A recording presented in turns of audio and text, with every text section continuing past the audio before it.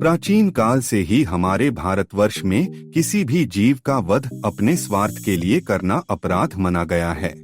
संतान धर्म में सदैव ही ये सिखाया गया है कि चाहे मानव हो या छोटे से छोटा जीव हो, उसकी हत्या करना पाप है।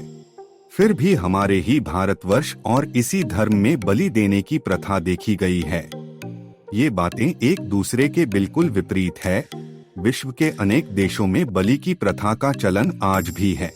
हमारे भारतवर्ष में मां काली को जीव की बलि दी जाती है और मां काली को मांस का भोग लगाया जाता है। बंगाल के काली घाट, असम के कामाख्या जैसे कई मंदिरों में मछली और बकरे का भोग लगाया जाता है। आज हम आपको बताएंगे कि वास्तव में बलि देने का क्या अर्थ है और क्यों मंदिरों में बलि दी जाती है। नमस्कार, आपका स्वागत है द डिवाइन सूत्रा में। अगर आपको हमारी वीडियो अच्छी लगे तो हमारे चैनल को सब्सक्राइब करें और बेल आइकन को भी क्लिक करें ताकि हमारे आने वाले वीडियोस को आप सबसे पहले देख सकें। चलिए शुरू करते हैं आज का सूत्र।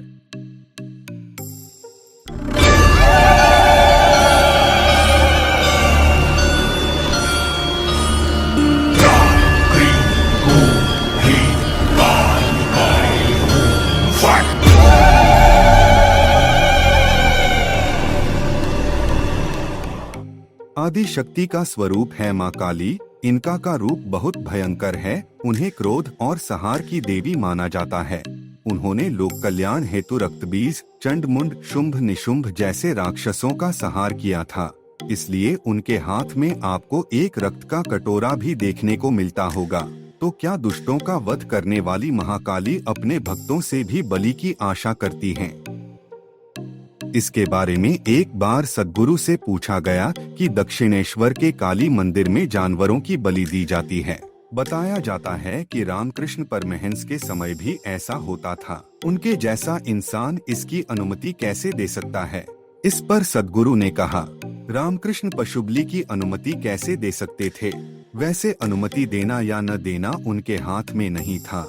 फिर भी वो इसका विरोध कर सकते थे, जो उन्होंने नहीं किया, क्योंकि काली को बलि पसंद है। उन्हें जो पसंद है वो वैसा ही करते थे। काली को वो क्यों पसंद है, इसके लिए आपको समझना पड़ेगा कि ये देवी देवता हैं क्या। ये इकलौती ऐसी संस्कृति है जहां हमारे पास भगवान बनाने की तकनीक है।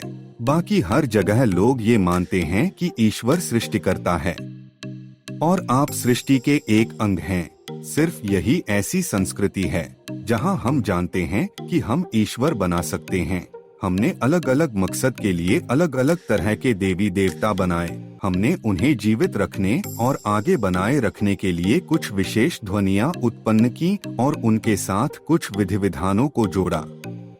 अगर बलि ना दी जाए तो क्या काली माँ की ऊर्जा घट जाएगी?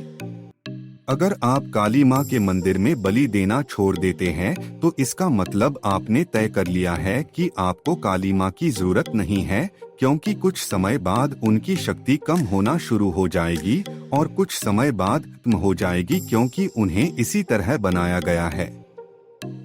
क्योंकि बलि देने का अर्थ है ऊर्जा को मुक्त करना और उसको किसी और कार्य में प्रयोग करना।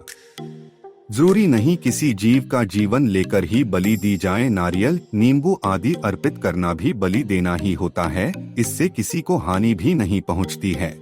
माँ काली किसी की हत्या से प्रसन्न होकर इच्छा पूर्ति नहीं करती है।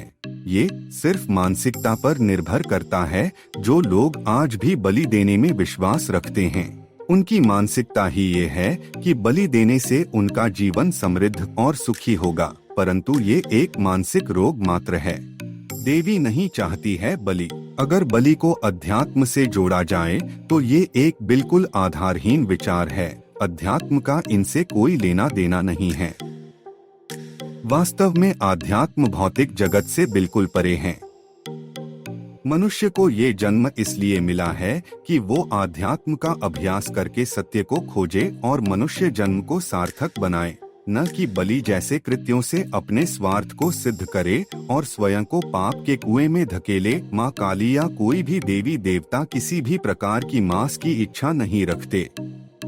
मनुष्य को इस भ्रम से बाहर निकलकर एक बड़े दृष्टिकोण से जीवन को देखने की आवश्यकता है।